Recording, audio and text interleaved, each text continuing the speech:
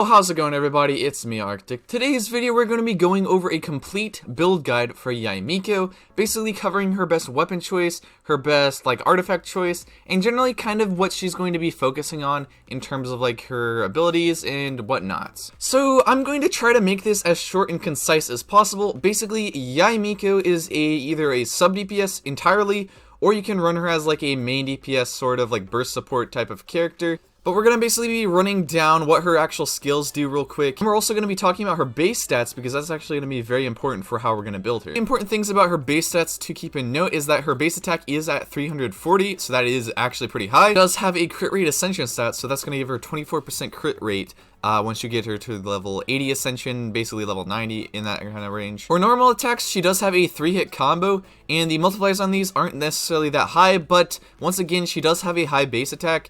So, I mean, if you really are building her for her normal attacks, she's going to be doing some pretty decent damage if you get her all the way to level 10 and whatnot. But generally, since she's more of a sub DPS and burst support, I wouldn't recommend actually upgrading this. So what you're going to actually be focusing your build around is either her E skill, which is basically a sub DPS kind of ability with these little towers that are going to be set up, or you're going to be basing it off of her ult damage and going for a lot more damage with her ult, something like that. Her E skill is it's actually these 3 tower things, and they get these damage increases based on the amount of towers that you have in the area.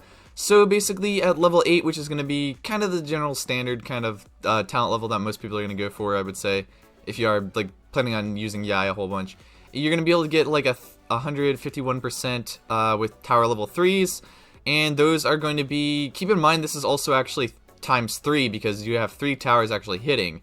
So the DPS from this is actually a pretty high percentage, and these trigger pretty much constantly, so definitely a very, very good sub DPS ability if you have all 3 towers up. What her ultimate does is it basically calls down this Kitsune Fox, and it's going to do this initial hit of skill damage, but then it's also going to basically burst her E skills that you actually have placed on the field, and those are going to call down each of these Thunderbolts.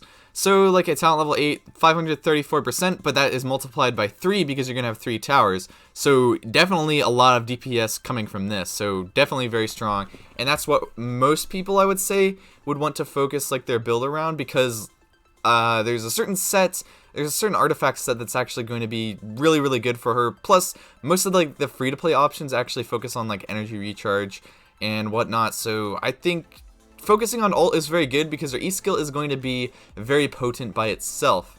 And the last thing we have to keep in mind before we actually get into the weapon and artifact choice is her actual ascension skills. So her first ascension, when you cast the Great Secret Art Tenko Kenshin, each Senshiro Sakura destroyed resets the cooldown for 1 charge of Yanken Evocation Senshiro Sakura. So basically, for each one of these little totems that you destroy, it's going to reset the charge on her E skill. So effectively what you're going to be able to do is you're going to be able to place all 3 of your E skills and then cast her burst if you have it up, and then just place them all again and then just swap off the field. And that is the rotation you're wanting to go for. Also, another thing is that her second ascension passive is actually going to convert elemental mastery that Yae Miko actually has into her elemental skill damage, and that's a 0.15% multiplier, and that's going to be actually converted into not a flat damage increase, but it's actually going to be a damage bonus increase, I'm pretty sure. So yeah, definitely elemental mastery is a pretty good thing to build for, especially since if you are running her in electro charge comps or overloaded comps, that's going to also benefit your reaction damage with Yae, especially because Yae is the one actually triggering the reactions. That's enough of that. Now let's get into the weapon choice. Now I actually have made a weapons guide for Yae Miko in the past. A few weapons to keep in note. If you guys want a little bit more in depth, I basically covered all the viable options in my weapons guide. But pretty much if you want to know what the best options are out of the 4 stars, stuff like Favonius Codex is going to be pretty good just if you are wanting a nice free-to-play weapon. Black Heft Agate is a very good option, very good crit damage. You get attack percent, on its passive right here, which is going to be very good, especially because Yae is basically going to nuke everything. Mappa Mare is actually a very good option because of its high base attack and elemental mastery substat, so you're getting a good amount of attack from this weapon. Plus, the elemental mastery is also being converted into your elemental skill damage. And then also its passive is very good, especially if you have this at R5, because you are going to be able to get I think it's 16 for each of these stacks. so you're going to be able to get like 32% elemental damage bonus, which is going to be very strong. Like Solar Pearl can potentially work if you are going for more of like a normal attack kind of focus build, or like just Yae Miko as your main DPS, as in like using normal attacks and all of her kit in general. Widsith is a great option. She can basically take advantage of all of the theme songs right here. Crit damage is very good. Although I would actually recommend Blackclef Agate over the Widsith, just if you are going for like overall sustain damage maybe. But yeah, Widsith should be really good. Out of the like 5 stars, like Lost Parade of Sacred Winds is going to be very, very good. Crit rate is going to be very nice, and that elemental damage bonus that you're going to get is going to be extremely good. So I definitely think this is probably her second best weapon. Skyward Atlas is a good option because like high base attack percent substat, yeah, you're going to be getting a lot of attack percent off of this, and then you can pretty much just focus in on like crit damage and crit rate with your artifacts and substats pretty much. The new weapons, I've already made a video on these, I'm pretty sure, but yeah, Oathsworn Eye is pretty good. It's a good free-to-play weapon. While you basically have to have Enkanomiya unlocked to actually acquire this. The reason why this is good is because it's high base attack percent substat, and energy recharge is going to be very good, especially if you are running an Emblem of Severed Fate 4-piece. The Kagura's Verity, this is basically her signature weapon, and by far her best in-slot weapon, just because of stat distribution, because of her crit rate ascension, and yeah, this is going to give her basically the most out of like her overall kit, I would say. In terms of artifact builds for Yae Miko, I believe I've also made a artifact guide for Yae Miko, so if you guys want a little bit more in depth on that, go check that out. But basically, the viable options, Gladiator's Finale, basically in the 2-piece, if you wanted to run that, that's attack percent, very, very good.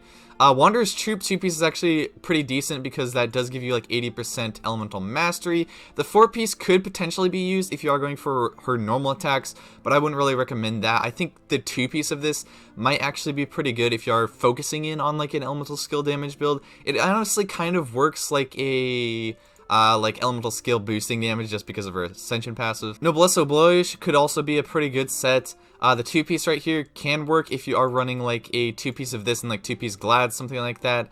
I definitely think that that could be pretty viable. Fury set is also probably pretty good, but generally her elemental skill is going to be resetting its cooldown pretty fast, so it's not necessarily as good.